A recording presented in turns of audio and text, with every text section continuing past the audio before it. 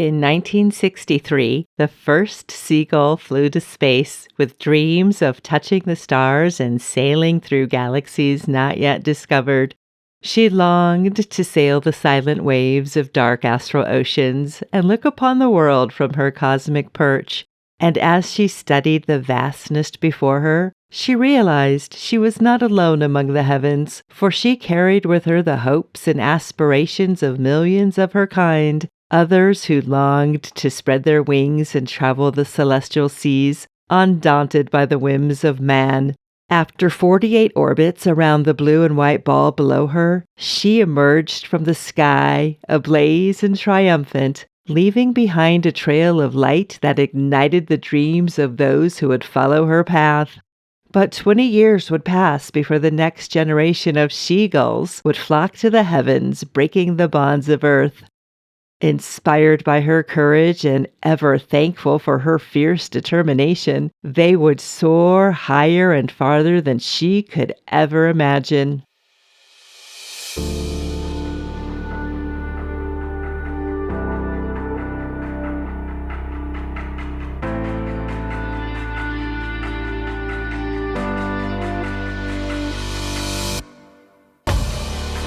You've planted your dreams. It's time to release. No more fear. No more fear. Surrender in her. Trust you won't fall. Time to fly. Time to fly.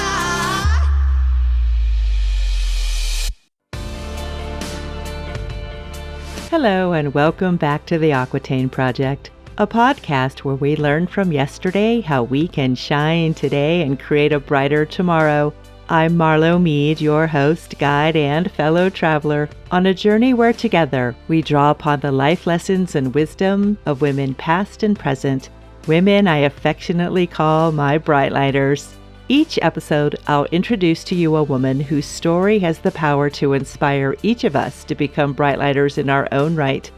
For me, these women transcend time, teaching us lessons we can use in our own lives each and every day. Shining their light from different centuries, cultures, and corners of the earth, they light the way, making it possible for us to create our own light and shine it forward. So, if you're ready to step into the light of some pretty remarkable women and learn a little, grow a little, laugh a little, and shine a lot, you are in the right place.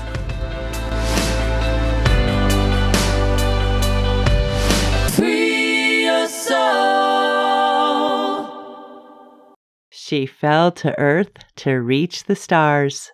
Sounds a bit cryptic, I know. But in the case of this episode's Brightlighter, it was an actual fact. Valentina Tereshkova, a factory worker from a small Russian town, loved parachute jumping, her country, and the idea of one day traveling to space. Not necessarily in that order. She had no idea pursuing her three loves would place her on the world stage during a time when women around the world struggled with claiming their rightful places in male-dominated societies and would lead her on a journey beyond her wildest dreams. Her brave spirit and willingness to blaze a trail to the stars opened a door, if only for a brief moment, for female space travel. From a hobby parachutist to the first woman to orbit the Earth, Valentina Tereshkova inspired women from around the world to follow her into space. Women who would eventually walk through that closed door, then blow it off its hinges, leaving it open for all those who would come next. Valentina Vladimirovna Tereshkova, known as Valya to many, was born on March 6, 1937, in a village near the Volga River, about 170 miles northeast of Moscow. Her father was killed during World War II, leaving Valentina's mother to raise 3 children on her own. To help support her family, Valentina left school at 16 and joined her mother working at a textile factory, but continued her education through correspondence courses. Like many teens in Russia during the time, Valentina joined the Young Communist League, ultimately advancing to the Communist Party. While working at the factory, she joined, of all things, a skydiving club, and by the time she was 18, she was considered an expert parachutist with 150 jumps under her belt. Little did she know, these two seemingly unrelated parts of her young life, the Communist Party and skydiving, would lay the foundation of her future. On April 12, 1961, 24-year-old Valentina, along with the rest of the world, watched as cosmonaut Yuri Gagarin became the first man, well, the first human actually, to orbit the Earth. His amazing feat fueled Valentina's dreams of going into space, and she was determined to do everything within her power to achieve that dream. So she began writing to the Soviet space program, volunteering for the cosmonaut space team.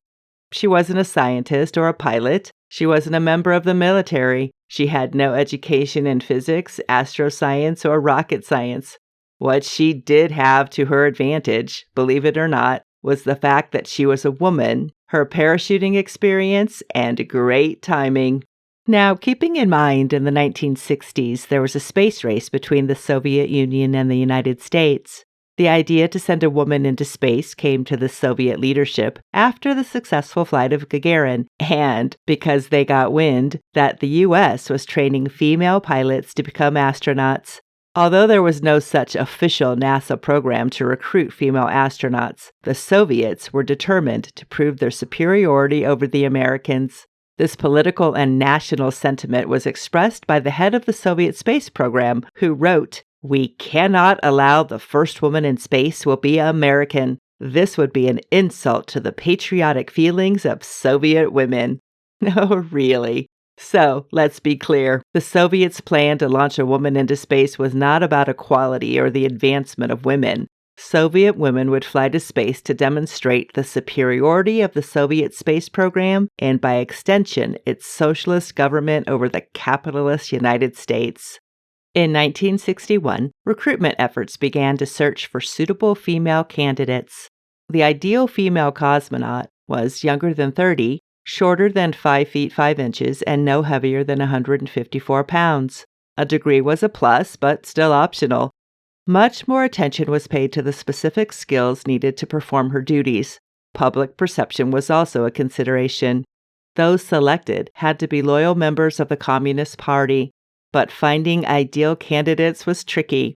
Because of the small pool of qualified candidates, Soviet leadership decided to look for female cosmonauts at local skydiving clubs, which had grown across the nation since the 1930s. Valentina checked all the boxes. As an accomplished parachutist, she was well equipped to handle one of the most challenging procedures of spaceflight during the time, the mandatory ejection from the capsule at about 20,000 feet or 3.7 miles above the Earth during re-entry. She met all the physical requirements and had been a member of the party since her teens. In 1962, she was selected along with 3 other women parachutists and a female pilot. This first all-female space team was sent to Star City, the Soviet cosmonaut training center, where they would begin intensive mental and physical testing and training along with their male counterparts. Now, as you can imagine, a group of women showing up for cosmonaut training didn't set well with the guys at first. The stars, like most things in the universe, belong to the realm of men. Eventually, the teams bonded and the men helped the women with technical problem solving and how to hide injuries during training. While publicly Valentina and her team were presented as the Soviets' commitment to gender equality, privately, traditional patriarchal and sexist views about women's physical and intellectual inferiority still held strong, especially among the political and scientific elite. And not just in Russia. In the United States, NASA and the U.S. Air Force were not impressed with the idea of putting women in space and compared Valentina Tereshkova to the chimps Americans had already sent into orbit. Wow, this sentiment speaks volumes, doesn't it? Despite Russia's plans to launch the first woman into space, it was pretty clear in the 1960s that the professional paths of women in space did not extend to the stars. Overcoming the obstacles before them, the female cosmonauts finished their 18-month training. Of the 5 women in the program, only one of them would make it into space. In 1963, Valentina emerged as the favorite to pilot the Russian spacecraft Vostok 6. She was outgoing, which made her well-suited to handle worldwide publicity, a loyal communist from a working-class family, which upheld the party's egalitarian philosophy, and the icing on the cake, she worked in the textile industry, which played a key role in the government's domestic policies. For Soviet leader Nikita Khrushchev, she was Yuri Gagarin in a skirt, the ideal Soviet woman. On June 16, 1963, under the call sign Chaika, meaning seagull, 26-year-old Valentina Tereshkova made history, becoming the first woman in space. During her 3-day solo mission, she circled the Earth 48 times and set a new record, completing the most orbits in the shortest amount of time. To this day, she holds the distinction of being the only woman on a solo spaceflight. Despite news reports of a flawless mission, which it was not, Valentina encountered technical difficulties that almost turned the flight into tragedy, a fact that was classified for almost 40 years according to later reports. An error in the spacecraft's automatic navigation software caused the ship to move away from Earth instead of toward it. This miscalculation could have left her floating in space, leading to her ultimate death. Valentina noticed the issue, and Soviet scientists quickly developed a new landing algorithm, but she would have to manually get the spacecraft in position for the new process to work. Okay, funny observation here. Do we have Ada Lovelace, the first computer programmer from the 19th century, to thank for saving Valentina Tereshkova's life in space? One bright lighter reaching out from the past to save another bright lighter in the future? How perfect is that? Valentina made it safely back to Earth on June 20th, parachuting from the space capsule almost 4 miles above the planet's surface. She had spent 3 days circling the Earth in a small spherical capsule. By the time she returned, she had spent more hours in space than all the American astronauts combined. She landed in the Altai region near today's Kazakhstan, Mongolian China border. Villagers helped her out of her spacesuit and asked her to join them for dinner. She accepted, which was absolutely against protocol. She was later reprimanded for violating the rules and not undergoing medical tests first. Once back in Russia, Valentina was celebrated as a national hero and received numerous awards, including the Order of Lenin and the Gold Star Medal. She became a spokesperson for the Soviet Union and a role model for girls with dreams of going into space. News items and feature stories openly encouraged Russian girls to strive for the highest levels of achievement in science and technology, loudly affirming that in the USSR there were no limits on female aspiration. But as Soviet leaders publicly touted her accomplishments, they continued to debate in private whether women should be astronauts. As a result of entrenched sexist views and the determination that it was too dangerous for women to travel to space, and despite Valentina's protestations to the Central Communist Party, she never flew to space again. Neither did the other members of her team. Valentina is quoted as saying, "On Earth, men and women are taking the same risks. Why shouldn't we be taking the same risks in space?" I wholeheartedly agree, Valentina. Ironically, after being declared the face of Russian superiority and the Soviet Union's pride and joy, it would be 20 years before the Russians launched another woman into space. After her momentous flight, Valentina got married, had a child, and became a test pilot and an instructor. She earned a doctorate degree in technical sciences. Her fame eventually led her to become a well-known representative of the Soviet Union and a spokeswoman at national and international conferences on women's issues. She dedicated much of her life to international affairs and humanitarian work before becoming elected to the Russian State Duma, the lower house of the Federal Assembly, where she still serves today. More importantly, she became a universal role model for many women and girls. After her flight, she received thousands of letters and telegrams from women within Russia and around the world, expressing the impact she had on their lives. For example, in New Delhi, Valentina became a feminist standard bearer, bringing a message of hope for enslaved Indian womanhood. In the United States, women, especially those who worked diligently to open the way for American women to travel to space, admired her accomplishments and were even more inspired to break down the barriers for women in space exploration. In her home country, women of all ages were thrilled that one of their own had conquered the cosmos. Her unparalleled achievement, as an 80-year-old admirer wrote, uplifts women not only in our great socialist land, but also across the globe. You are our pride and our glory. To Russia, she is a national hero. To the world, she is honored as being the first woman in space. But to thousands of girls and women around the planet, she became the inspiration that fuels their dreams of reaching their goals, no matter where those dreams may lead.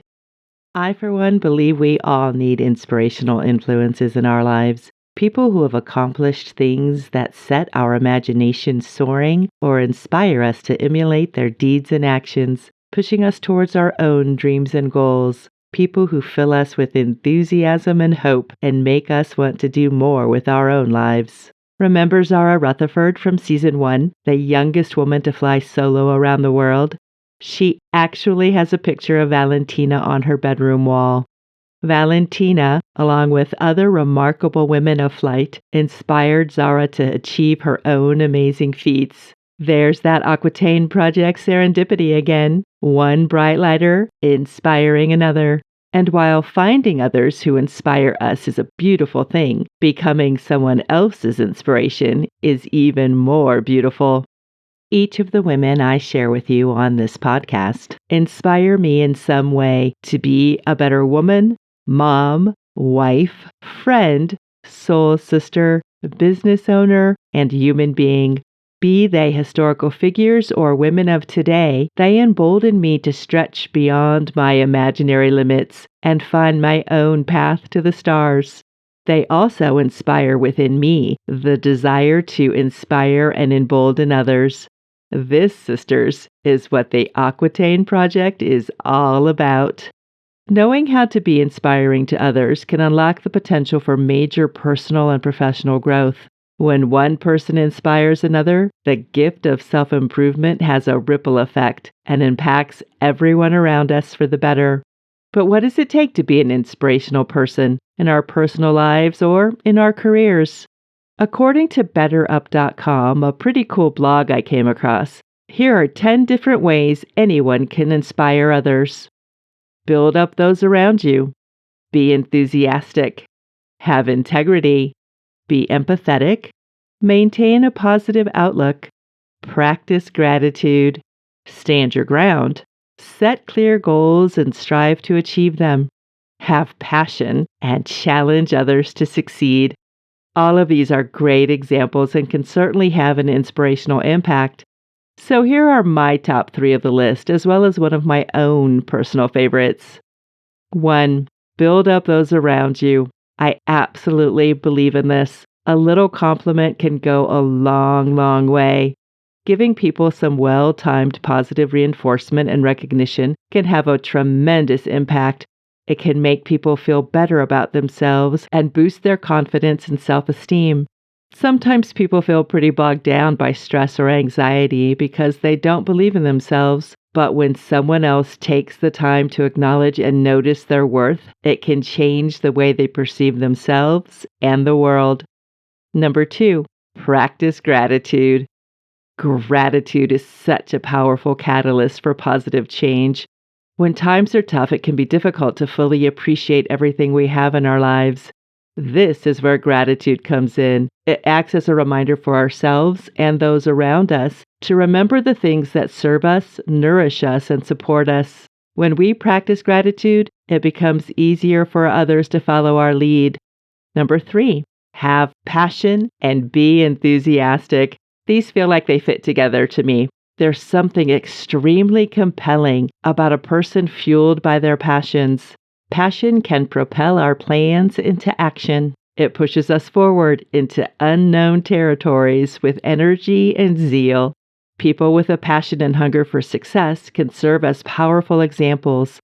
Being enthusiastic is also a super powerful motivator. It empowers us to pursue our dreams and goals with high energy and confidence. Enthusiasm can also be super contagious.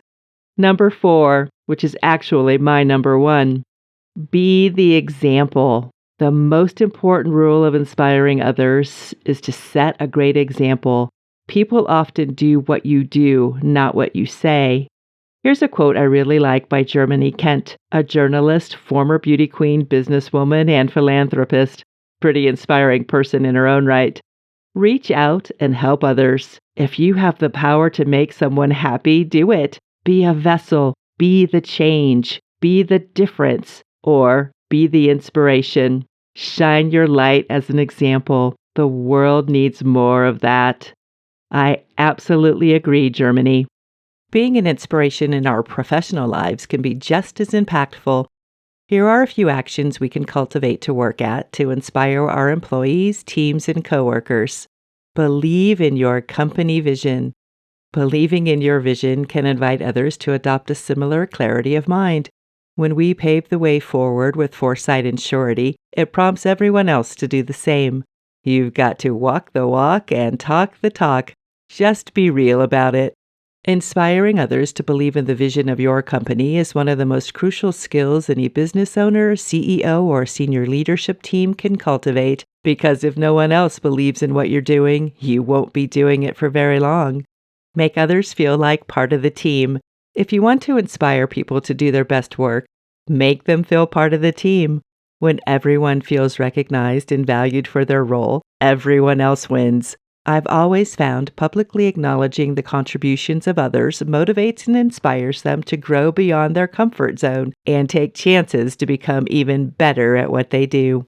Be an active listener. Any leader, director, manager, supervisor, or team leader who doesn't listen properly to their team won't be able to inspire them. Talking less and listening more is a valuable skill that inspires mutual trust and understanding. Act with compassion. Compassion is a crucial trait and one that is sorely lacking in many work environments as far as I'm concerned. Even a small expression of kindness like a friendly note or a lunchtime chat can make somebody's day. Be that inspirational person that takes time to take care of other people. It works 9 times out of 10, I tell ya. For many, Valentina's legacy looms just as large today as it did 59 years ago. What began as nationalistic and political propaganda by the Soviet Union in a race with the United States to conquer space ended with the bravery and courage of one woman who would inspire the hopes and dreams of a community of women from around the world. Since her flight in 1963, 75 women have flown in space, including cosmonauts, astronauts, payload specialists, and space station participants. I've included a link to the list of all these women on the podcast website. Each one of them deserves high praise for her bravery and commitment to inspiring young girls to reach for the stars.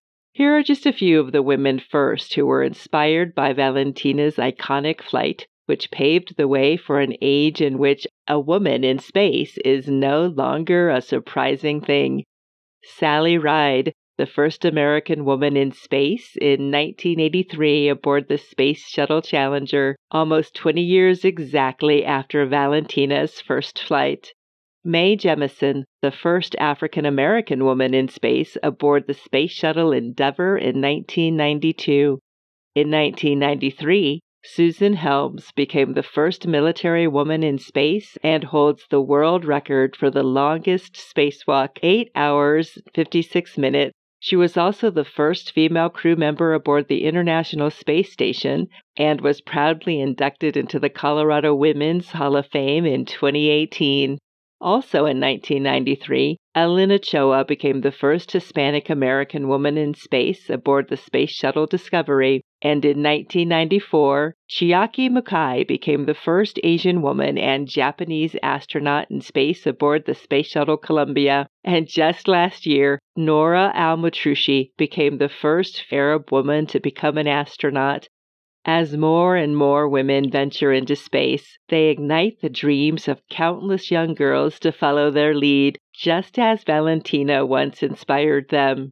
Valentina Tereshkova is celebrated not only for her determination in the face of sexism and political ulterior motives, she played a critical part in building the road to a more inclusive era of space travel, as she was once quoted as saying, "If women can be railroad workers in Russia, why can't they fly in space?"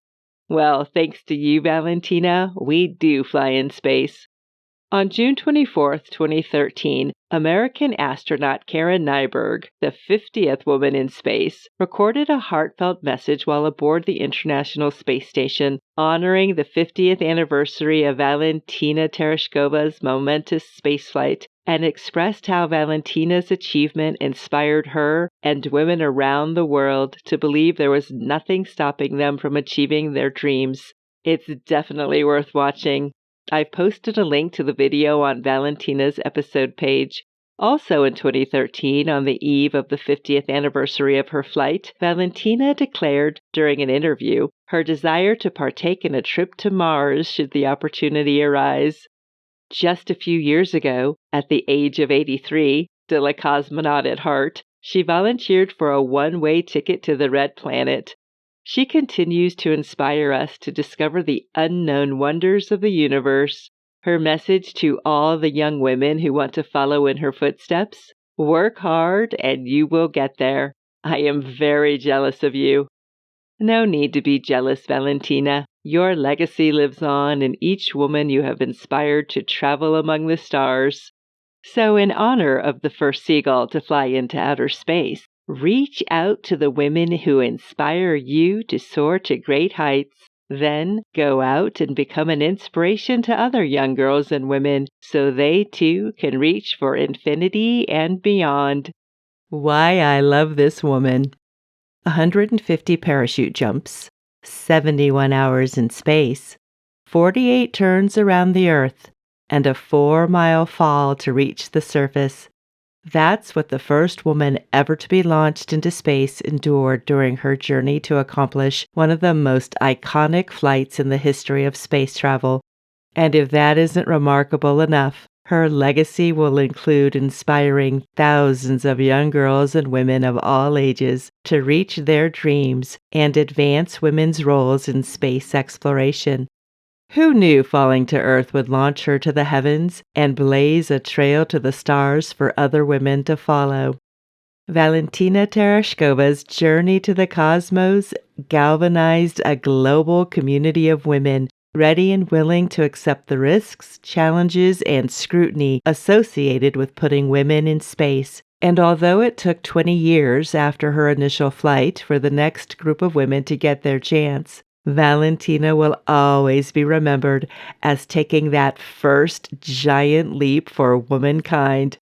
For me personally, her story stands as a beacon of light for women searching for inspiration to achieve their dreams, as well as an invitation to become an inspiration to others. So let your actions inspire others to dream more, learn more, do more, and become more. Valentina is the bright lighter who shows us the stars are never out of reach when we are inspired to do what it takes to reach them.